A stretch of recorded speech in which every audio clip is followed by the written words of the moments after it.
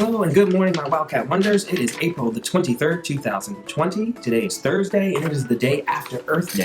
I hope that you guys had a wonderful day yesterday, and if you haven't noticed, there is a seesaw activity that deals with Earth Day. It's a logic puzzle, and if you want to go back and do it, you still can, and you can get 5 points towards your Mission Possible if you'd like. All right, so let's jump right in and talk about what it is you have to do today on your Thursday plan. So the first things first is to watch the video and answer the question of the day, which will follow at the end of these announcements. All right, let's talk about math for today. For math, you have a quiz and probability on all that you've learned this week, and it is in 2 parts. Both parts are on Seesaw. The first part deals with the vocabulary, such as certain and impossible, likely, equally likely, and unlikely. So you just answer those questions, and you can use the typing tool, or you can use the drawing tool to write answers. Just be neat so that we can read it. And then the second part is tree diagrams, where you don't have to draw any. It's just multiple choice questions where you have to figure out which one is the right answer, and there's 10 of those.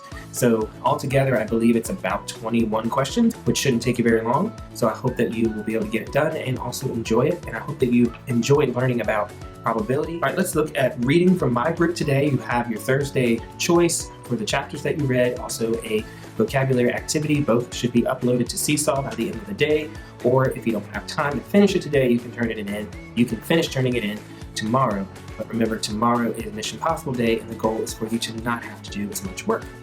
And as always, Ms. Carrie Wright's group, please make sure you're checking in with her and getting all of your work done that she has assigned. My reading group, I also want to let you know that your activities will now be turned in on Seesaw. So on Seesaw, you have 2 activities. One is for the first 3 sections of your choice board, and the other is for the second section of your choice board. For Bible today, you're going to be finishing up your workbook pages, which some of you have already turned in, which is awesome and amazing. And I really enjoy seeing your work and seeing you study God's Word so independently. You're doing a really good job, so keep it up. Once you are done and have turned in your workbook pages, you're more than welcome to begin taking the quiz, or you can wait until tomorrow. Just remember, I remind you every week that the quiz is closed book. You are not allowed to use your notes, so make sure you study beforehand and you are feeling really comfortable with the topic. While we're on the topic of your quiz, let's talk about it, because the first section is a little bit different. In Lesson 31, Daniel's life is set up into separate conflicts. So you have conflict 1, conflict 2, and conflict 3. And that is how the test or the quiz is set up. You are given a scenario, and you have to decide or choose if it is conflict 1, conflict 2, or conflict 3.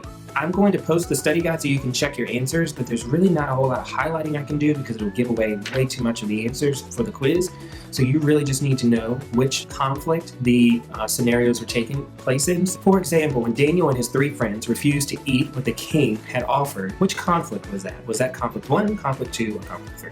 So you'll be getting 10 questions like that. The second section, or Lesson 32 questions, are matching questions. You'll be given details about a person or group, and you have to decide which person or group that is. Your characters are Daniel, Belshazzar, Nebuchadnezzar, Darius, and the 3 enemies who are trying to get Daniel in trouble. Once you've completed your quiz, you are done with Bible for Lessons 31 and 32 for the week. Let's talk about writing in depth a little bit more for just a moment. So I got a few questions about using the Foursquare yesterday, and I just want to remind you that it is just for planning purposes.